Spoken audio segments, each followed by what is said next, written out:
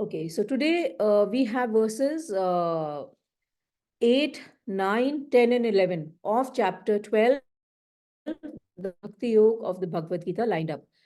And this, I think, forms the core of the chapter because as we proceed, you will realize why it's the core of the chapter. It tells us the various practices that we can use to reach the supreme goal, that God, Lord, Brahman, Atman, Paramatman. So I'm starting with verse number 8 of chapter 12 of the Bhagavad Gita. I will chant. मय्येव मना आधत्स्वः मयि बुद्धिं निवेशया निवसिष्यसि मय्येव अथा ऊर्ध्वं न संशयाः. So the verse translates to fix your mind on me alone, place your intellect in me, you shall then no doubt live in me henceforth. Simple. Let's translate it. Mai, on me. Ev, alone. Mind, manah is mind. Adhasva is fix. Mai, again on me. Buddhim, intellect. Niveshaya, place. So you is implied. So you place. Nivasishyasi, shall live. Mai, on me. Ev, alone. Atah is Atha Urdhavam is henceforth or from now on or hereafter. Na is not.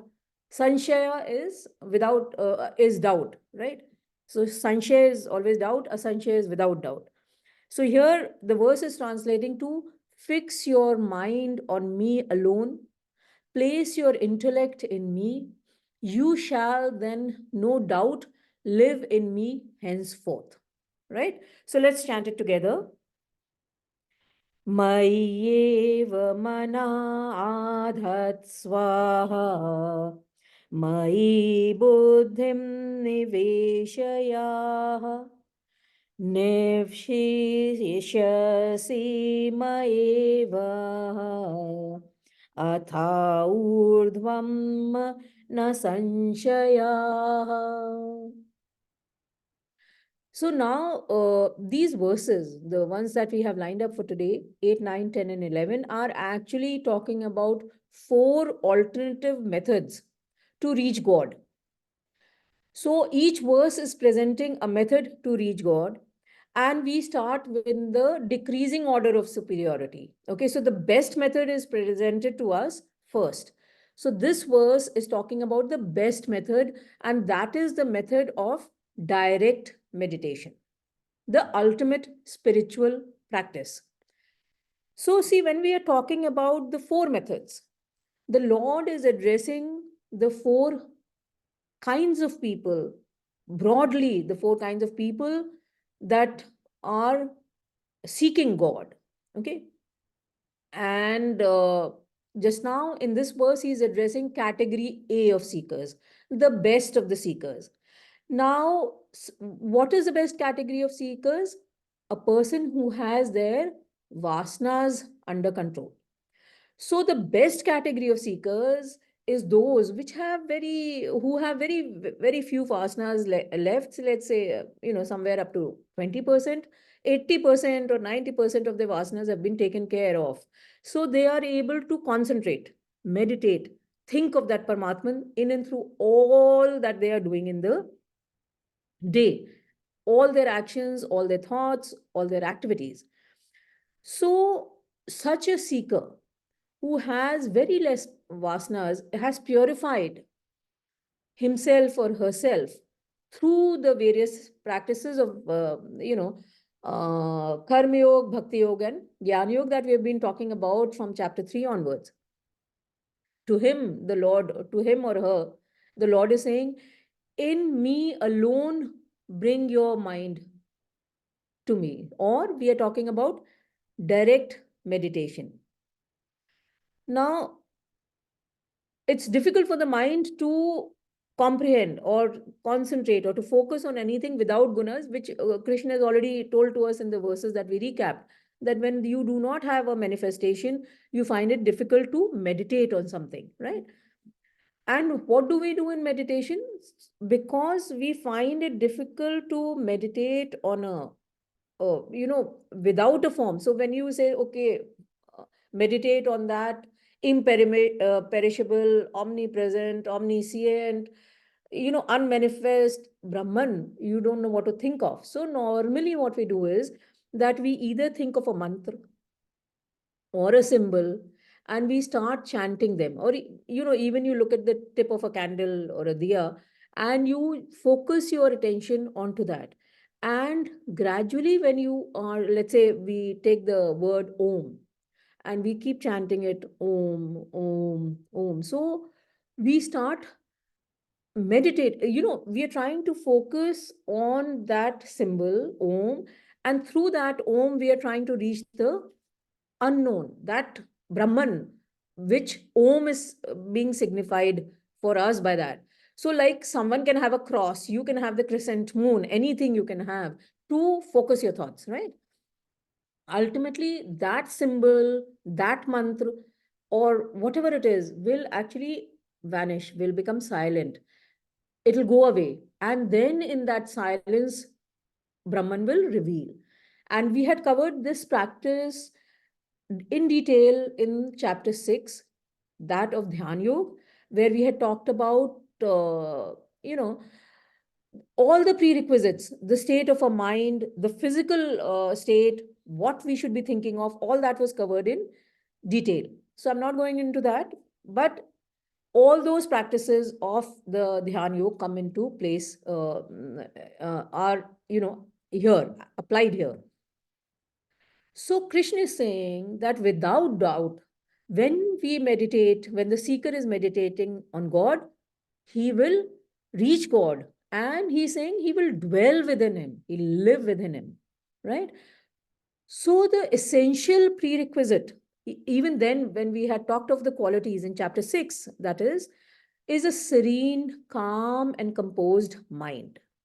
And as I just mentioned, that the practices of the Karma Yoga, Bhakti Yoga, and Dhyan Yoga at the level of body, mind, and intellect, respectively, they help us in reducing our desires, our vasanas, so that our mind and intellect is available to think of God, right? So we are talking about a seeker whose mind is prepared in this particular verse, and therefore his intellect is available to meditate on God.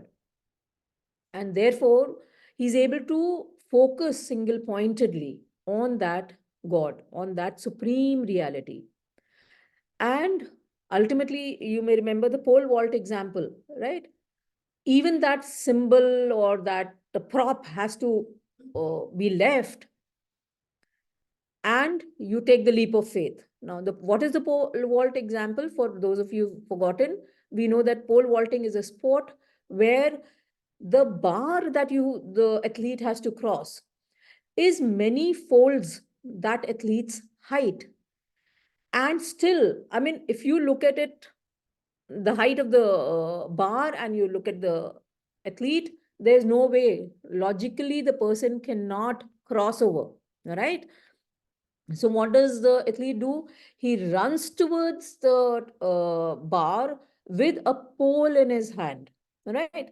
And as per the practice, he pushes the pole into the ground and uses the pole as a vault to, as a method to lift himself and jump over that bar. And when he's crossing the bar, he leaves the pole. See, if he were to hang on to the pole, it'll be a foul. He leaves the pole and takes that leap, okay, which we are calling the leap of faith. So in meditation, that point is when you leave your scriptures, your whatever you're using, that mantra, om, your cross, whatever it is, you leave everything here and you cross over. So this seeker takes a leap of faith to merge in with God. And then he's called enlightened. So this verse is addressing the highest category of seekers who have very few vasanas remaining. They can do direct meditation and reach God, right? So let's move on to verse number 9. अथ चेतं समाधातुं न शक्नोषि मयि स्थिरम् अभ्यासयोगेन ततो मामेच्छाप्तुं धनञ्जयः. So the verse translates to that if you are unable to fix your mind steadily on me, then seek to reach me by Abhyas Yoga, or the yoga of practice, O Dhananjaya. So this is what is being said here. Let's take this up word by word. At, if. Chitam is your mind.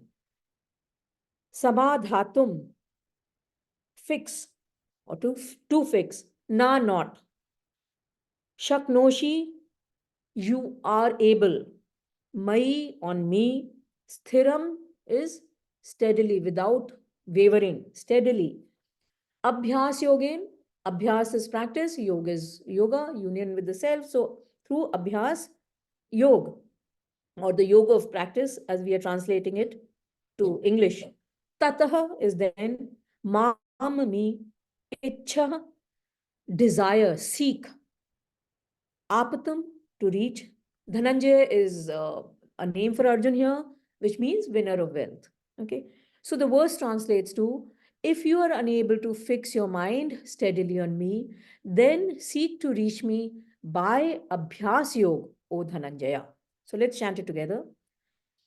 अथ चेतं समाधातुं न शक्नोषि मयि स्थिरम् अभ्यासयोगेन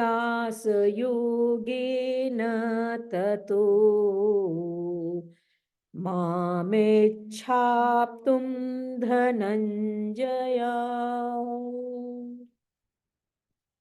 So the previous verse talked about single pointed meditation or direct meditation, which is the ultimate spiritual practice for category A students. After giving the subtlest method of reaching God for the greatest set of student seekers, Krishna is providing an alternate method for those who are unable to fix that mind. And this is category B of students. Okay. Now, why are you not able to fix your minds on that Brahman steadily? Anyone would like to take a guess here or venture with an answer?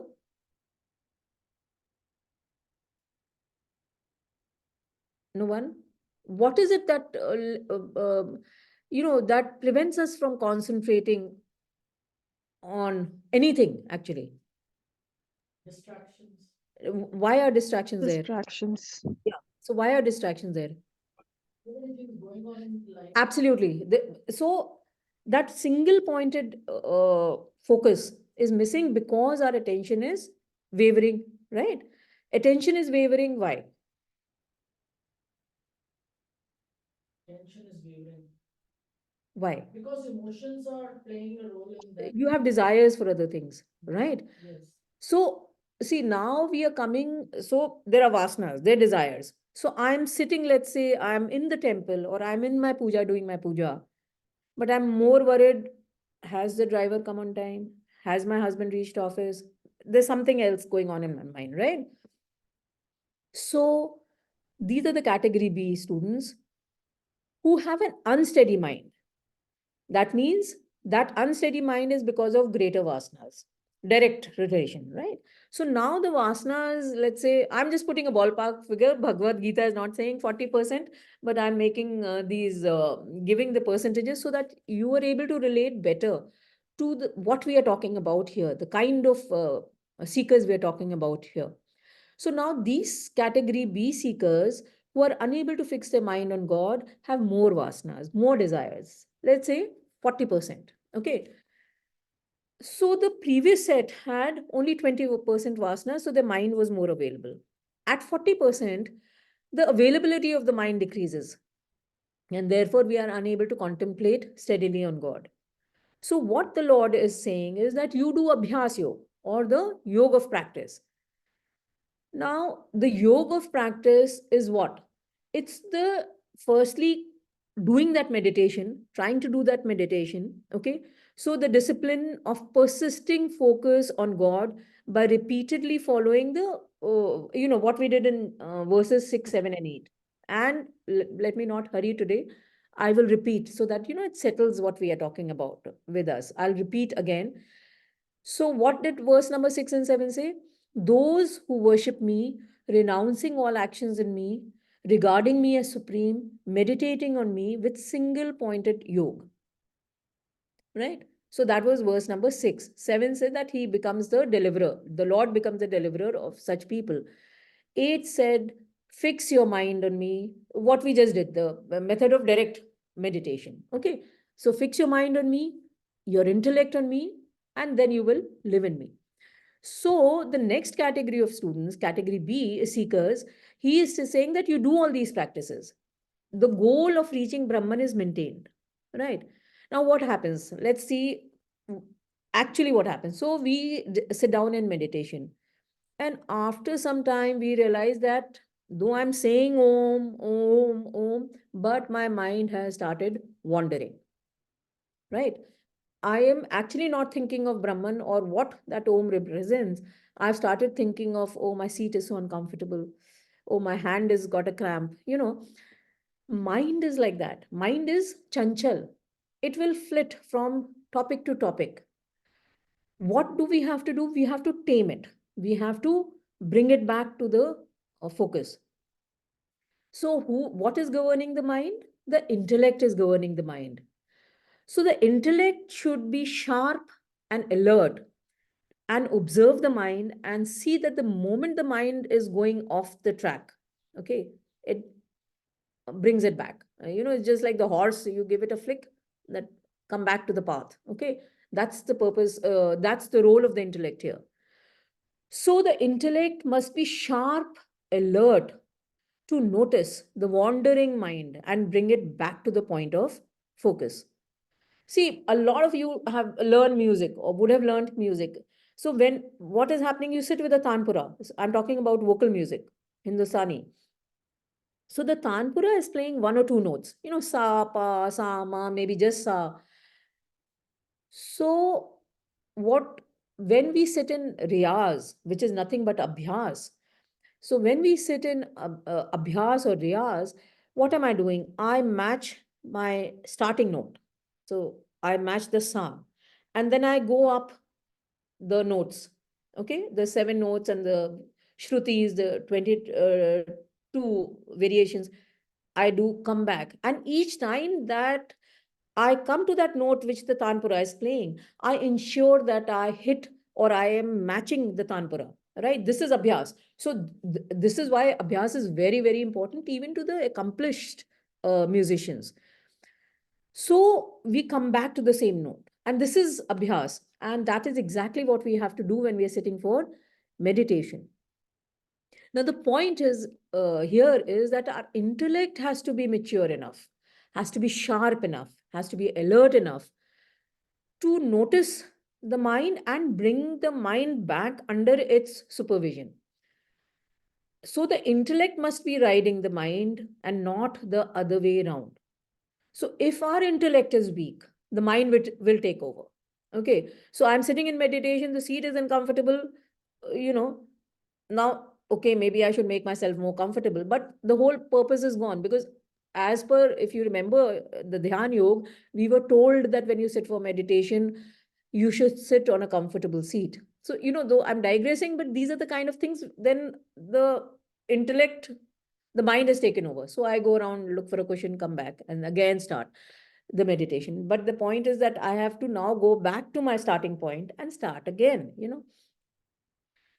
Worse still, if the intellect is more weak, the mind will continue wandering. And we have to repeat the disciplines. What he's telling this category B of students, that their mind is there, but the mind wanders. Okay. So Lord Krishna is telling that okay, fine, you notice, you let your intellect notice when the mind is wandering, and let the mind bring it back to the uh, focus. Let the intellect bring the mind back to meditation, or make it meditation worthy. And what are the qualities of the mind to sit in meditation? Be serene, calm, composed, and poised. And therefore, when we are talking of Abhyas Yoga, we are talking of both meditation and preparing the mind for meditation. So you are actually doing direct meditation, but whenever your mind wanders, you bring it back to meditation. So you're preparing the mind for meditation, so that, and such seekers will also merge with God. And see, again, I will go back. This has already been covered in chapter 6. And the verses that I'm going to quote for you are, you may like to note, verse number 33, 34, and 35. Now, in verse number 33 of chapter 6, that is the Dhyan Yoga, Arjun had disagreed with the Lord when the Lord was saying that you can bring it to single pointed focus. Arjun had disagreed with the Lord, and he had said that the mind, O Krishna, is restless, turbulent, strong, and obstinate. And I, that is Arjun, I consider it difficult to control, as difficult to control as wind. So, and the adjectives we had discussed in detail then. So Arjun says that, what you're saying is correct, but how do you bring the mind to control? And it's so difficult, as if you're trying to control a wind. It's better to go in the direction of the wind, right? That's what he implied. And Lord Krishna in verses 34 and 35 had said that doubtless the mind is restless and difficult to control, but it can be controlled by practice, that was abhyas, and dispassion. Dispassion was vairagya. So the words that Krishna had used at that point of time were abhyas and dispassion. And this, so this was verse number 34. And in 35, he had said that yoga, I think, is hard to attain by anyone who's uncontrolled. Okay, with self-control. He's talking of self-control. But it can be attained by anyone who is controlled by means of striving. Okay, so I'm taking this, putting it here, but we will use this verse in the next verse, in the sense, when we talk about category C students, we are going to talk about striving and the other practices. Okay. So here what we will focus on verse number 34 of chapter 6, where Krishna mentions abhyas, the practice, the various practices. Again, we keep repeating karma yoga, bhakti yoga, jnana yoga, which prepare our body, mind, and intellect to sit in meditation. And these practices culminate in Dhyan Yoga, right? That was the sequence of the chapters also at that point of time, if you remember. We had talked about chapter 3 was Karma Yoga, chapter 4 was Gyan Karma Sannyas Yoga, chapter 5 was Karma Sannyas Yoga, and chapter 6 was meditation. So we are talking about how karma uh, gives way to meditation. Okay, actions keep happening and we can meditate. It's not that we stop living in the world. It's not that I stop breathing, stop eating, nothing of that kind. I do all that, but they happen by themselves. And striving, I will just take it up here. The meaning I'll take up, that I do what I ought to do, right? So if I decide to win a tennis championship, I ensure that all my actions go towards that practice. And if there's a party, I avoid it. My diet is, in line with what I should be eating. My physique, my health, my mental health, everything I take care of. And so I see the goal and I work towards it. So Abhyas Yoga specifically covers both the disciplines of preparing the mind for meditation and then meditating till we reach, gradually keep shedding our vasanas, reach that category A, reduce our vasanas from 40 to 20, and then we do direct meditation and then merge with God. So that was verse number 9. Let's move on to verse number 10. अभ्यासेऽप्यसमर्थोऽसि मत्कर्म परमो भवा मदर्थमपि कर्माणि कुर्वन् सिद्धिं वाप्यस्यसि. So now the Lord says that if you're incapable of even abhyas, then what you do is regard my action as supreme. Even by performing actions for my sake, you shall attain perfection. Right? Let's take this up word by word. Abhyase. So abhyas is practice. Abhyase becomes in practice or in abhyas. Api even. Asamarth is you're incapable. Asi you are. Mat karm parmaha. So mat is my, karm is action, parmaha supreme. So mat karm parmaha becomes regarding my action as supreme. Bhava be, madartham for my sake, api even, karmani actions, kurvan is doing, siddham is perfection, avapyasasi is you shall attain. So the verse translates to, if you are incapable of even abhyas, regard my action as supreme. Even by performing actions for my sake, you shall attain perfection. So let's chant it together. अभ्यासेऽप्यसमर्थोऽसि मत्कर्म परमो भवाः मदर्थमपि कर्माणि कुर्वन् सिद्धिं वाप्स्यसि. So verse number 8 saw the highest, subtlest practice, that of direct meditation. Verse number 9 saw the practice of Abhyas Yoga, where we aim towards direct meditation. This verse now advises those people who cannot do even these practices. So we are not to worry. See, the best part about the Bhagavad Gita is it doesn't say that, okay, if you can't do it, well, too bad, go to hell. It doesn't, it doesn't say that. It says, never mind.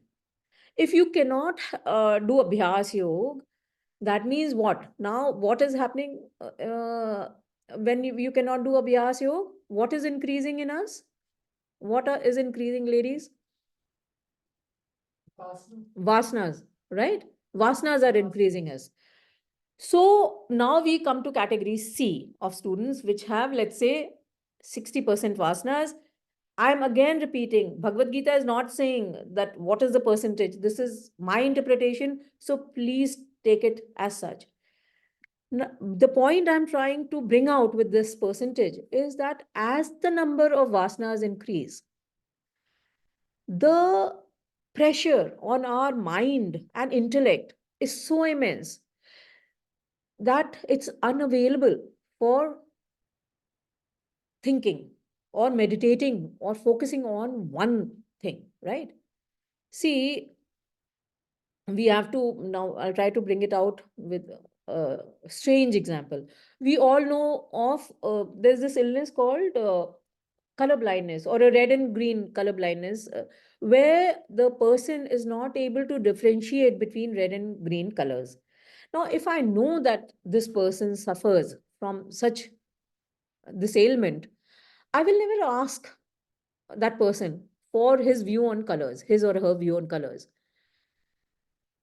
You will not depend on that. And such a person cannot also paint, because you see, the person is not able to differentiate. I mean, unless you label the red color as red, so write the red and then write green against the green color, then only can that person paint. But basically, your faculties are not there. I mean, you don't, that's an illness, fine, you have that illness. So you have to take your vocation accordingly.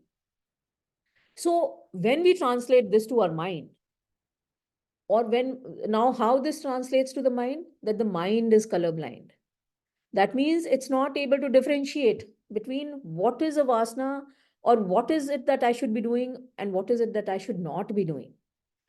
So we are like colorblind.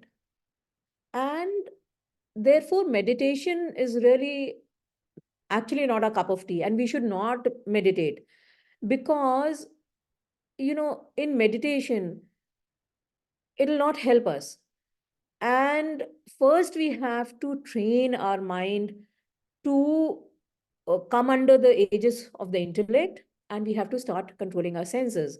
And also, our intellect has to be sharpened so that it can observe the mind and bring it under its governance, right? So that we are able to concentrate and meditate. And if you go back to Bhagavad Gita, and some of you had the queries when we started reading that the chapters are just by themselves. When we were doing chapter 3, 4, and they were not flowing into each other.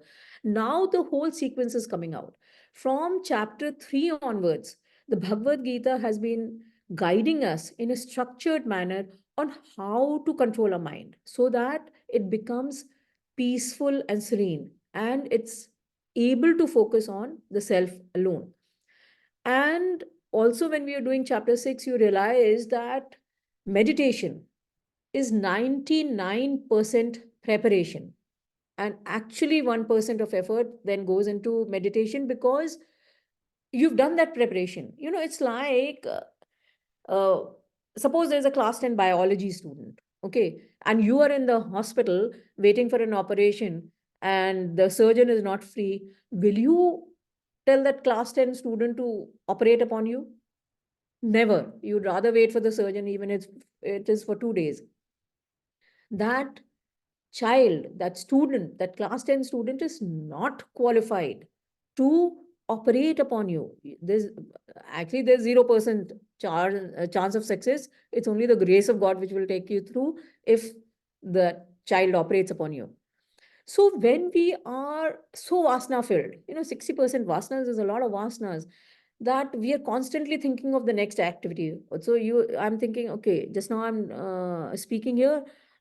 When the session gets over, I have to do this. My mind is continuously moving on to the next activity. The moment I get up, oh, I have to make breakfast. By when will breakfast be ready? Then I have to leave for work. Then I have to meet my boss. That deadline is there. Continuously we are thinking until the time it's night and we collapse on our bed. We are constantly thinking of the next activity.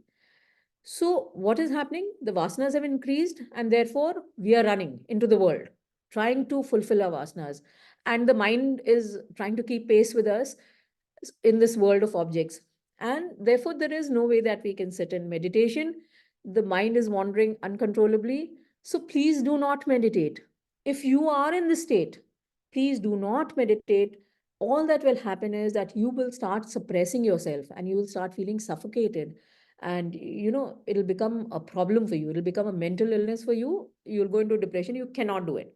So, such kind of people, the Lord is saying that work, act, fine, work for my sake. So, orienting all activities with the Lord. Work for his sake means surrendering everything to the Lord, functioning according to his will for him, understanding how. So, when I'm talking to you, when you're listening to me, how my faculties are getting enabled by that Lord. So, just, just think of him and how he has become this world of plurality. When I see you, it's the same Brahman which is flowing through all of us. So accept that, and whatever comes my way, accept that also. Or the what we did in the Karma Yoga, chapter 3. Okay. So act according to that. It's just like when you have an orchestra and you are the one of the orchestra players, you do what the orchestra conductor is asking you to do. So I may be very fond of Komal Gandhar, but if he's saying that I'd after Ga, I better move on to Ma, I better do that because I'm not alone. This is a thousand or more musicians who are playing with me, and everyone has to be in sync. So we should work like that and be in sync with the entire creation, do all our actions for God and dedicate it all to Him. So, what will happen is that gradually our vasanas will start reducing and we will start getting perfection and then attain Him. And this was repeatedly, this is being repeatedly said in Bhagavad Gita, that's all right. But chapter 9, okay, which was the Raj Vidya, Raj Goya Yoga. Verses 27 and 28, the Lord says that whatever you do, whatever you eat, whatever you offer, whatever you give, whatever austerity you practice, O Konteya, do it as an offering to me. In verse number 28, he says, in this manner you should be freed from the bonds of action bearing good and evil results. And then once liberated, you shall come to me. And just the last chapter that we did, the last verse, that was verse number 55 of chapter 11. He who performs actions for me, with me as supreme, is devoted to me, who is free from attachment, without enmity towards any being. He reaches me, O Pandav. So this is being told to us continuously throughout Bhagavad Gita. Let's move on to verse number 11, the last verse for the day. I will chant. अथेतदप्यशक्तोऽसि कर्तुं मदयोगमाश्रिताः सर्वकर्मफलत्यागं ततः कुरु यतात्मवानः. So now the Lord says, okay, fine. If you are unable to do even this, which means do actions for my sake, then taking refuge in the union with me, renounce the fruits of actions. And the last word is self-control. So two things come out, fruit of actions and self-control. So let's take this up word by word. At now, etat this, api even, ashakt. Shakti is power, ashakt is powerless or unable. Asi you are kartum, to do, madhyogam, union with me, ashrita is taking refuge, ashraya lena, sarv karma phala tyagam. Sarv is all, karma is action, phal is fruit, tyagam is renunciation. So sarv karma phal tyagam becomes renunciation of fruits of all actions. Tatah then, kuru do, yatatmanvana is self-control. So if you're unable to do even this, then taking refuge in the union with me, renounce the fruit of all actions, self-control. So let's chant it together. अथेतदप्यशक्तोऽसि कर्तुं मद्योगमाश्रिताः सर्वकर्मफलः त्यागं तथा कुरु यतात्मवानः. So now the Lord is saying that never mind if you have so many vasanas that you find it difficult to do actions for me, and so instead of working towards a higher goal, you want to have only personal gains. But in that case, so now we are talking about category D, where you have 80% and more vasanas. So for such people, when you are so much besought with your personal gains, karma yoga is also difficult, because karma yoga is saying that you dedicate all actions towards a goal, towards a higher goal. So whether it's community, you start off with smaller relative goals till the time you're able to set that supreme reality as your goal, right? So there are many people who are unable to even do that. So what happens for such people, they are unable to give up their selfish desires, that I have to earn a living, I have to look after my family, there is just no time, I mean, I have to cook just now, then look after my kid, go to work, come back, this, so on and so forth. So, and everything is for my personal gain, and it's okay, I cannot do it for God. They do not have the time. They're unable to keep a goal and work towards that goal. So, so for example, that tennis player that we talked about, the tennis player sets winning the championship as the goal. Okay, that's the fruit of the action, but he wants to participate, let's say, right? So he ensures that he takes out, if the his teacher Instructor says that fine, you have to put in 4 hours of practice. He ensures that he has to manage the studies with the practice hours. So whatever he does, maybe he'll give up on his free time, partying time, friends time. So whatever he does, he ensures that he works towards that goal. But people with a higher level of vasanas, they cannot do even that. So Krishna says that don't worry. If you have so many vasanas, so what do you do? Start dropping your anxiety. Because vasanas, we have read chapter 3, 4, and 5, how vasanas always lead to anxiety. So what Krishna says that renounce the fruit of action. So don't worry whether I plant a seed, whether the tree will grow and or not come out. Okay. He says, do the necessary care and move on.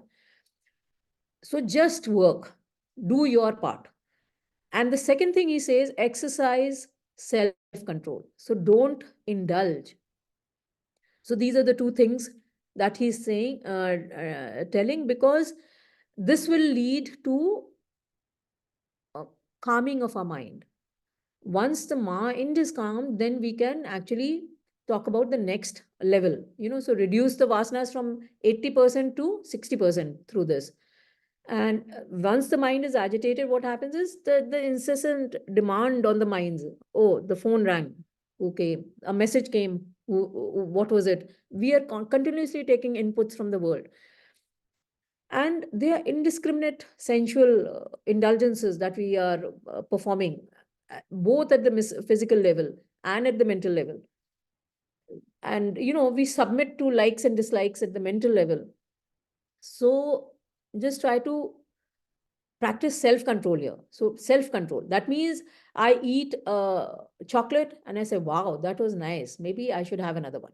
Okay, so now if it's readily available, I'll have that. If it is not, I will go and search for that chocolate. So it's okay. Exercise self control. Firstly, whether you should have the next one, or secondly, should you waste your time going out looking for that? Instead, should you not be doing something else? So the self control is important here. And when we are talking about self control, kindly recollect. You can go back through the Bhagavad Gita. The number of times we have been talking about controlling the mind and controlling the senses. So, controlling is what we have been continuously talking about in the Bhagavad Gita. And that is why I have maintained that Bhagavad Gita is not a religion. It is understanding of ourselves, how we function, and correct whatever aberrations we have. So it's not a religion. Nowhere is it saying that go and worship in such and such a manner to such and such a idol. Nowhere are we saying that. We are continuously talking about controlling our mind, controlling our senses. Right? So seekers are such category of seekers with high level of asanas are advised to exercise self restraint and self control in their activities. Then the seeker will gradually spiritually evolve. In and through these four verses that we did today, see, he's presented it to us in a decreasing order of the seeker, right? So we started with the highest, lowest level of vasanas till we go to the lowest category of seekers, which have the highest level of vasanas. The chapters, if you relate to in the Bhagavad Gita, start with the lowest category. So we started with Karma Yoga and then gradually we moved on to meditation. So with that, I will close today's session